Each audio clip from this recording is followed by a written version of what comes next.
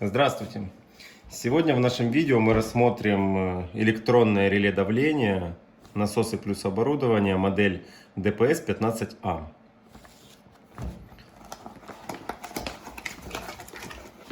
Раскрываем упаковку, достаем само реле и инструкция дается в комплекте с номерами сервисных центров сзади. И по установке лучше прочитать, как можно ее установить и как не можно. Вот так выглядит само электронное реле давления.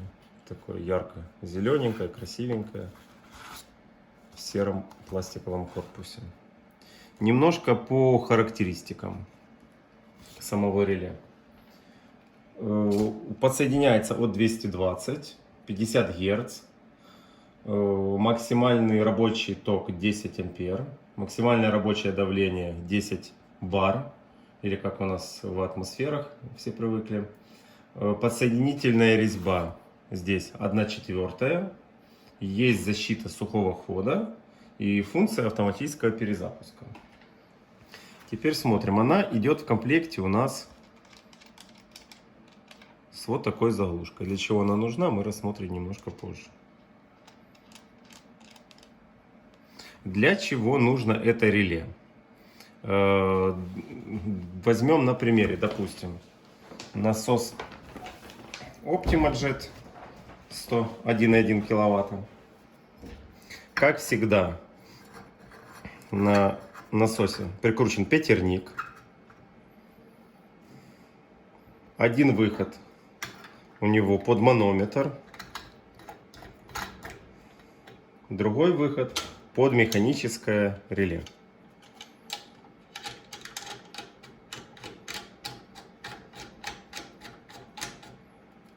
Все.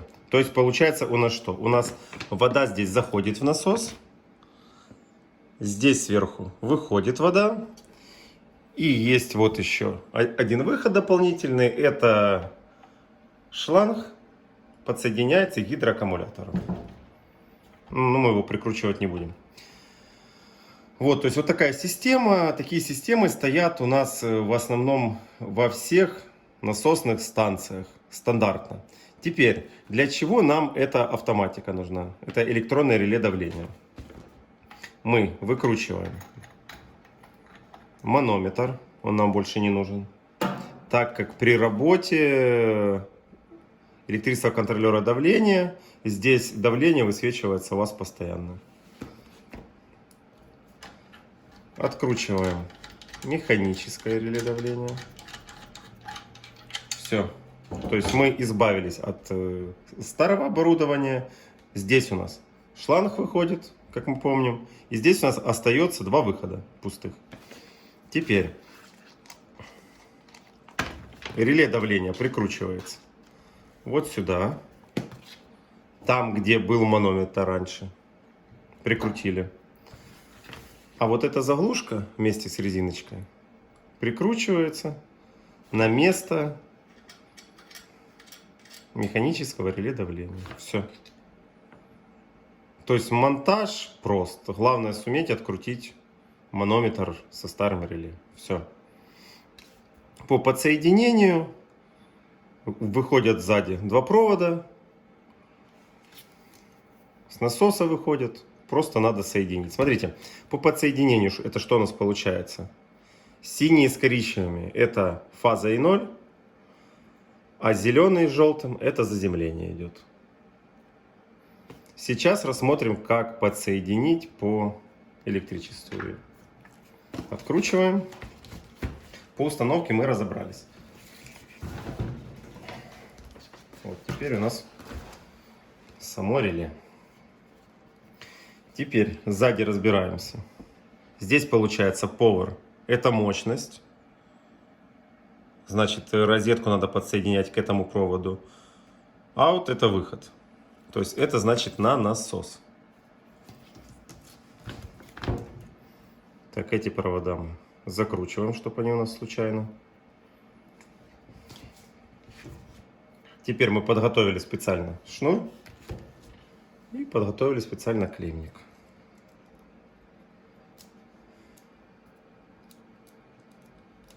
Теперь подсоединяем.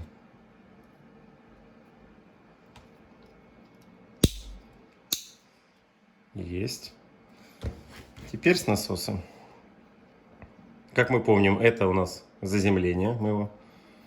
Его не обязательно прикручивать. Ну, нам для испытания. Так вообще-то лучше, чтобы была евровилка и с, конечно, заземлением.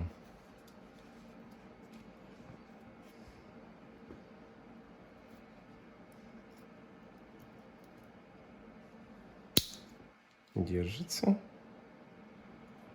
Этот. Держится. Все. То есть мы подсоединили и закрепили. Теперь берем розетку и вставляем розетку. Вот загорелась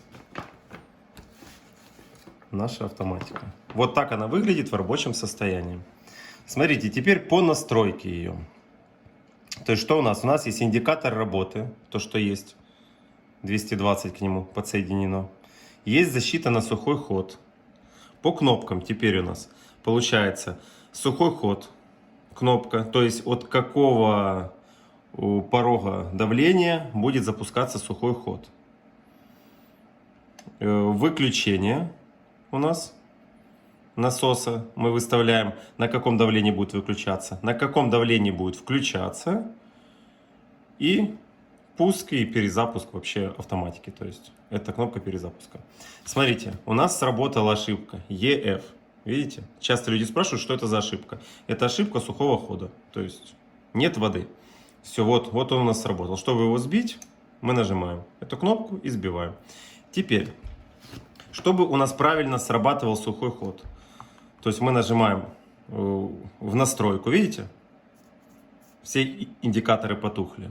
Теперь выставляем. У нас сухой ход будет, вот допустим, вот он по настройкам, срабатывает при 0,9 барах, ну то есть атмосфер. Мы, допустим, можем его понизить, что у нас сухой ход будет срабатывать, допустим, когда 0,2 атмосферы. Все. Когда у нас в системе нет воды и опускается давление до 0,2 атмосфер, у нас срабатывает на сухой ход защита. И насос выключается для того, чтобы он не сгорел. Теперь, при каком давлении будет у нас включаться? Мы нажимаем вот эту кнопку. Видите? При 1,5 атмосферы у нас насос включается. То есть, когда давление воды падает ниже 1,5 атмосферы, запускается насос. То есть, автоматика запускает сам насос. Мы можем, допустим, выставить, что при 1,4 атмосферы может включаться, 1,3, допустим, 1,2. Сейчас пройдемся полностью, посмотрим. Вот видите, выключение может быть даже при 9,4 атмосферы. Но мы понижаем до нужного уровня. Легко очень настраивается, всего лишь кнопка держится и давление падает потихоньку.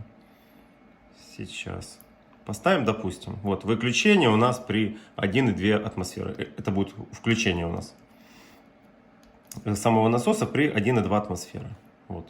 Все, теперь при каком давлении он будет у нас отключаться насос? Это вот вторая кнопка. Сейчас он у нас поставлен, что будет отключаться при 9,5 атмосфер. Ну, понятно, что такое давление нам не надо в системе. Нам надо его выставить где-то, допустим, на 3 атмосферы. Итак. Вот. 3 атмосферы выставили. Все. И включили эту кнопку. И все настройки у нас сохранились, и у нас все запустилось.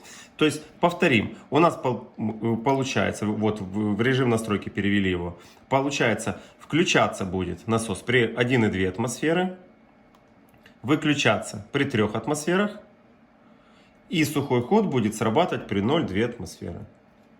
Вы можете менять, корректировать, как хотите. То есть, это очень удобная автоматика, с которой можно разгуляться по полной. Как хотите, так и настраивайте себе систему водопровода. Так, все, по этому мы— отсоединяем.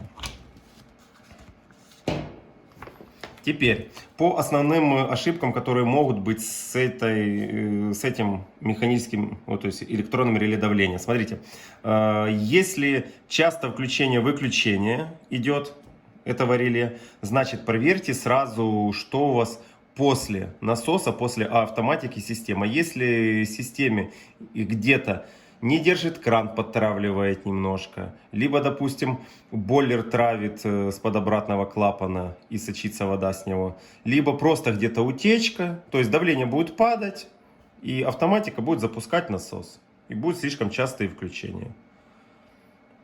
Это нужно проверять перед тем, как звонить в сервисный центр и выяснять отношения с сервисным центром. А так, в основном, все проблемы, которые могут быть с этим реле давления, какие ошибки выскакивают на нем, все написано вот в этой инструкции. Перед установкой прочитайте, изучите, потом устанавливайте. По электричеству, если сами не можете подсоединить, лучше вызвать электрика, чтобы он все правильно вам подсоединил. Если непонятно по настройке, вызовите сантехника опытного, он вам тоже все настроит. Это электронное реле давления. Всем, кому понравилось это видео, ставим лайки, подписываемся на наш канал. В комментариях пишем, может быть, у кого-то стояло это реле, как оно вам подошло, не подошло, понравилось, не понравилось. Возможно, что-то я в видео рассказал вам неправильно. То есть подискуссируем, поспорим, пообщаемся в комментариях. Всем спасибо за просмотр этого видео. Пока-пока.